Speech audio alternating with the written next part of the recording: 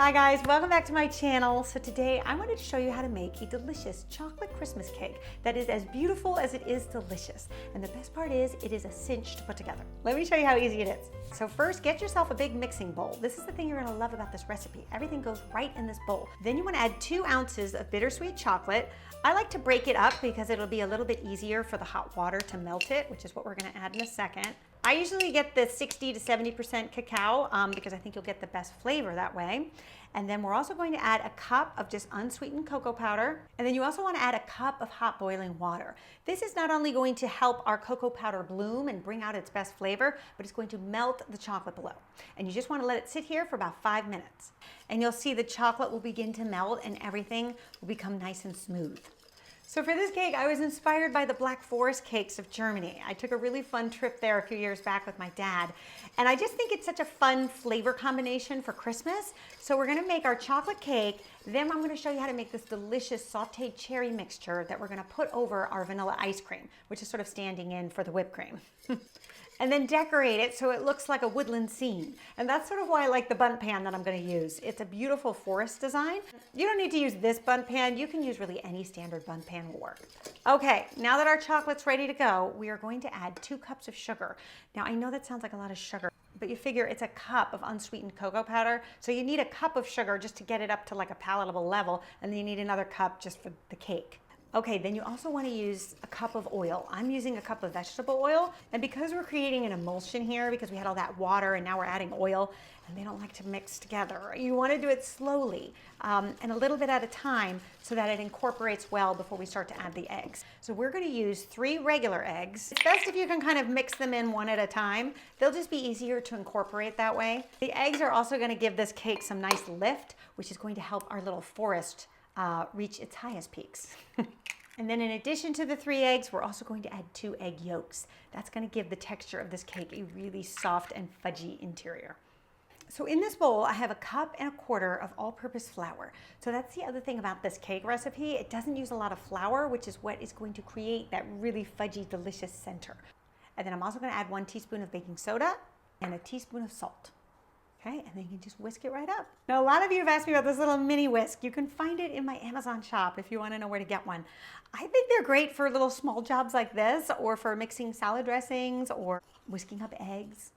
Okay, then we're just going to add the dry ingredients to our wet ingredients, a little bit at a time. So we are going to just let gravity do its thing and pour our batter on one side, and you'll notice, look at that, it just completely distributes itself, which makes it a lot easier. And then place your cake in a 350-degree Fahrenheit oven for just 40 to 45 minutes. You'll know that it's done when a long skewer comes out clean. Now, the other thing that's fun about this cake are the decorations, and they too are so simple to do.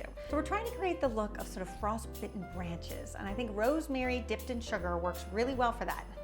So just go ahead and get yourself some sprigs of rosemary, and all you do is dip them in the water, like so, and then dip them in the sugar. And you can see immediately it starts to look really frostbitten.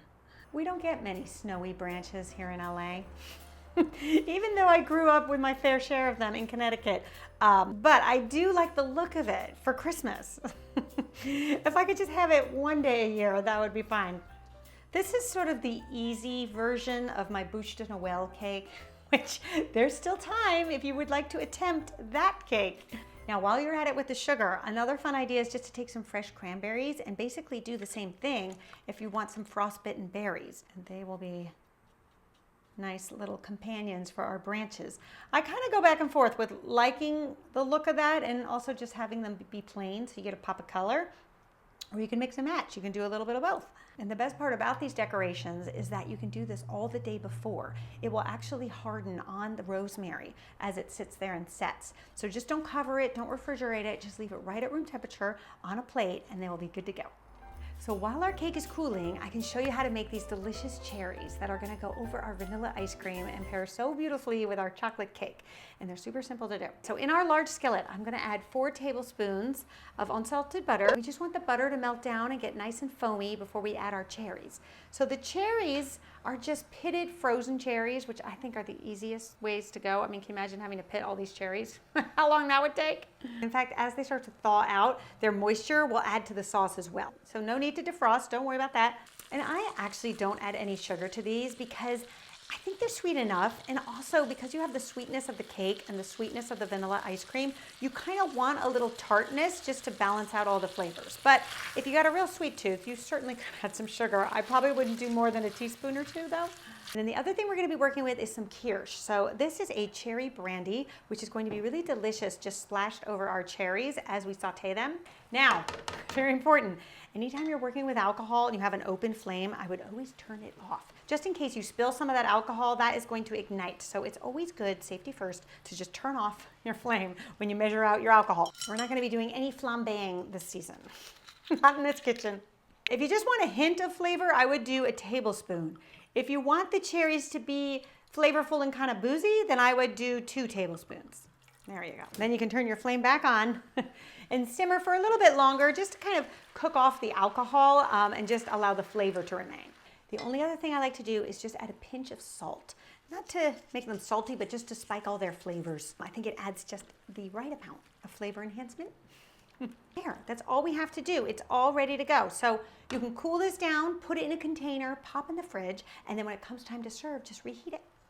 Then you really want to make sure that this cake is completely cool before you go to flip it, because it's a lot more fragile when it's warm than when it's cooled, and you don't want this beautiful design to just crumble on you. I'm speaking from experience. All right, then just take a small paring knife and go around the edges just to loosen it. Now, because this cake has such an intricate design, I only want to flip it once and not move it. So I do have my little wooden charger here that I'm going to actually serve this cake on.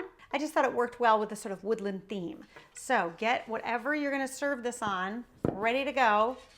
Put it on the bottom. Oop, the price tag's still there. Cost plus, $19. That was a few years ago. And then we are going to flip. Okay, the moment of truth. Here we go. And ta-da! Look at that! Isn't that beautiful? Now, if you were bringing this to somebody's house, this might be a little fragile to travel with. So I would just keep the cake in the Bundt pan and bring the garnishes with you on a plate. Now, the only thing missing is the snow. So you can take a little bit of powdered sugar and give it a light dusting. Doesn't that look so festive? And nobody needs to know how easy it was, right? All right, you guys, I wish you all a very Merry Christmas, Happy New Year, and I'll see you back here in January. Until then, bye.